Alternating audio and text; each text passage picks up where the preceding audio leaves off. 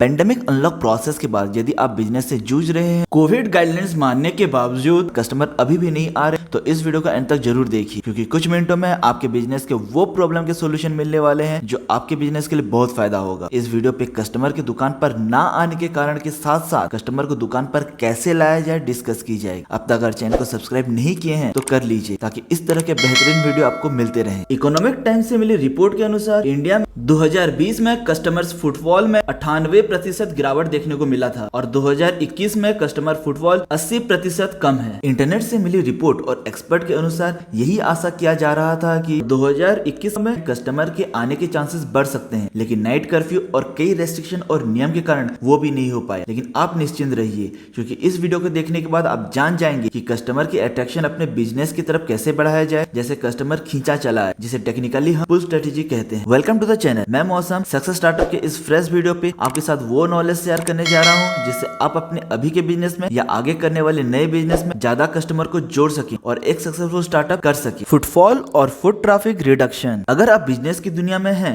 चाहे वो retail, restaurant या एजुकेशन पर हो, कस्टमर फुटफॉल पर आपको नजर रखना ही पड़ेगा। Number of customer visiting A store पर इन ए पर्टिकुलर टाइम पीरियड, यानी हर दिन, हफ्ते, महीने या साल में दुकान पर लोगों की आने की संख्या, इसको फुट ट्रैफिक या कस्टमर फुटफॉल भी कहा जाता है। Product purchase is directly proportional to foot traffic. वैसे सामान की खरीदारी उतनी ज्यादा होती है जितने ज्यादा लोग दुकान पर आते हैं। चलिए समझते हैं कि कस्टमर के दुकान में ना आने के क्या कारण हो सकते हैं। सबसे पहला रीजन है बिहेवियर। अच्छे बिहेवियर का ये मतलब नहीं है कि आप सिर्फ कस्टमर के साथ अच्छा व्यवहार करें। बिजनेस ओनर के हिसाब से आपको ये भी ध्यान रखना चाहिए कि जब कस्टमर आ रहे हैं या कस्टमर दुकान पे हो, उस वक्त आपके एम्प्लॉय आपस में कैसे व्यवहार कर रहे हैं। कंपनी या ऑर्गेनाइजेशन में एक शांत और खुशी के माहौल ना होने के कारण से कस्टमर आना पसंद नहीं करते हैं। दूसरा कारण है लोकेशन। वैसे तो आप अपने बिजनेस लोकेशन के कस्टमर की नीड के हिसाब से ही प्रोडक्ट या सर्विस दे रहे होंगे, लेकिन अगर आज के टाइम पे भी आप डिजिटली बिजनेस नहीं कर पा रहे हैं तो आपको अपने सही बिजनेस लोकेशन को तय करना होगा, जिससे आसानी से आपके कस्टमर आप तक पहुंचे। कई कस्टमर लोकेशन से अट्रैक्ट होकर आ जाते हैं, वहीं कुछ कस्टमर के लिए सही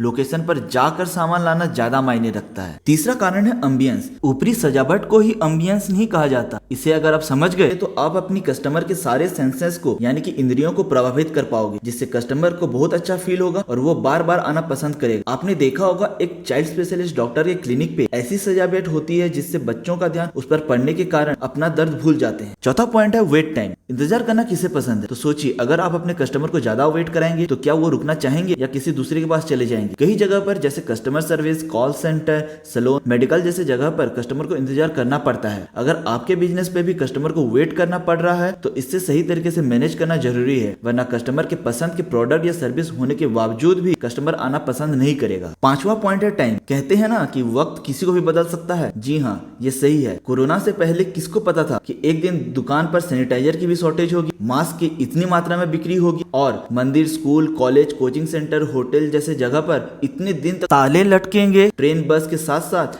एयरलाइन भी बंद होगी। हम जानते हैं कि बिजनेस आवर सब मेंटेन करते हैं और सीजनल बिजनेस अपने सीजन में ही चलते हैं, लेकिन हम यहाँ पे समझ सकते हैं कि सही टाइम का मतलब है कस्टमर की जरूरत के वक्त उसे प्रोडक्ट या सर्विस देना। 6 नंबर पॉइंट है वैल्यू प्रोपोजिशन। कई एंटरप्रेन्योर वैल्यू प्रोपोजिशन को समझ नहीं पाते, जिसके कारण कंपटीटर से बेहतर प्रोडक्ट या सर्विस होते हुए भी कस्टमर कंपटीटर के पास चला जाता है। बाद में उन्हें स्कीम और डिस्काउंट का सहारा लेना पड़ता है और उसके बाद कस्टमर को ये एहसास नहीं करा पाते कि उनका प्रोडक्ट या सर्विस कस्टमर के लिए कितना वैल्यूएबल यानी कि मूल्यवान है। एक सही वैल्यू प्रोपोजिशन से ही तो कस्टमर को एक वजह मिलता है जिससे वो खुद चलकर प्रोडक्ट या सर्विस लेने आता है। सातवां रीजन है लॉयल्टी। कंपनी या ऑर्गेनाइजेशन के सारे लोग बिजनेस करते वक्त सेल्स, मार्केटिंग, ऑपरेशन में ऐसे उलझ जाते हैं कि कस्टमर लॉयल्टी पर उनका ध्यान ही नहीं रहता। अगर आप बिजनेस कर रहे हैं या करना चाहते हैं तो आपको इसकी पूरी प्लानिंग करनी चाहिए। आप कस्टमर को जितना लॉयल बना सकें वो आपके बिजनेस के लिए उतना फायदा होगा। आपका कंपटीटर पुराना हो या नया, चाहे वो जितना भी वैल्यू कस्टमर को दे, लॉयल्टी का कारण कस्टमर आपको नहीं छोड़ पाएंगे। अब तक आपको समझ हो गई होगी कि कस्टमर के ना आने के क्या कारण हैं। चलिए अब जानते हैं कि कस्टमर को कैसे दुकान में लाया जाए। पहला पॉइंट है improvement in discipline, culture and behaviour. इन सब को बेहतर करने के लिए कस्टमर से पहले आपको एम्प्लॉय पर ध्यान देना होगा। ये सब एम्प्लॉय के ट्रेनिंग से पहले हायरिंग के टाइम चेक कर लें तो बेहतर है। फिर एम्प्लॉय की चाल चलन, पर्सनैलिटी, वो बाकी लोगों से कैसे मिलजुल रहा है, ये देख के पता लगाया जा सकता है कि वो कस्टमर के सामने काम कर पाएगा या उसे अलग काम दिया जाना चाहिए।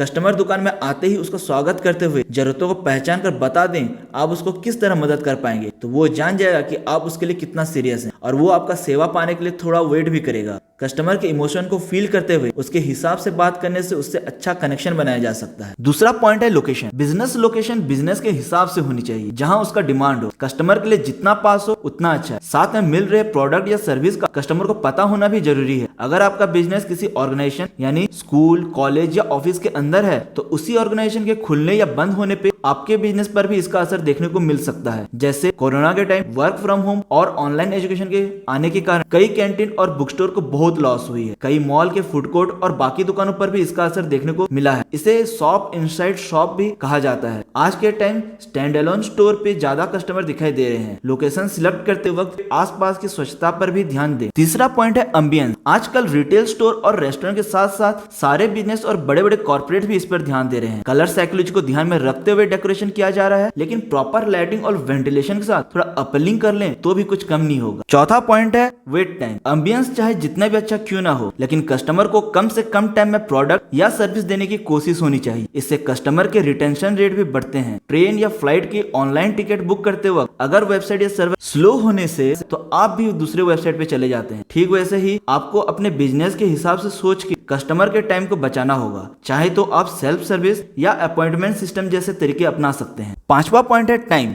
या बिजनेस आवर। अगर आपका कस्टमर आपके बिजनेस आवर के टाइम कहीं और बिजी है तो वो आप तक नहीं पहुंच पाएगा। सही टाइम पे बिजनेस करने के लिए आपको कस्टमर प्रोफाइल को समझना पड़ेगा। कस्टमर का एज ग्रुप, जेंडर, प्रोफेशन के साथ साथ कस्टमर के आने के टाइम का अगर पता लग जाए तो एक सही बिजनेस आवर मेंटेन किया जा सकता है। जैसे कोचिंग सेंटर का टाइम स्कूल और कॉलेज के टाइम से अलग होता है। छठवां पॉइंट है वैल्यू। बिजनेस पैसे कमाने के लिए करेंगे तो एक बेहतर वैल्यू क्रिएट करने से चूक जाएंगे। मार्केट में कम्पीट करना मुश्किल हो जाएगा। कस्टमर के प्रॉब्लम को समझकर उसके लिए सॉल्यूशन बनेंगे तो आप एक अच्छी वैल्यू दे पाएंगे जिसके लिए वो आपके प्रोडक्ट या सर्विस लेना चाहेगा। क्वालिटी को हमेशा बेहतर बनाने की कोशिश होनी चाहिए। दाम भी रीजनेबल हो तो कंपटीशन में एक एडवांटेज हो सकती है। ये सब होने पर भी अगर आपका प्रोडक्ट या सर्विस नहीं बिक रहा है तो आपको अपने गुड्स एंड सर्विसेज की रिपोजिशनिंग करनी पड़ सकती है। सातवां पॉइंट है लॉयल्टी। कई बार कस्टमर अपने आप लॉयल हो जाते हैं, लेकिन इस पर अगर आप अपने बिजनेस के हिसाब से सोचकर काम करें तो एक ही कस्टमर को बार बार सेम या अलग प्रोडक्ट या सर्विसेज बेचा जा सकता है। साथ में कुछ नए कस्टमर भी जोड़ा जा सकता है। इसके लिए ज्यादातर रिवॉर्ड,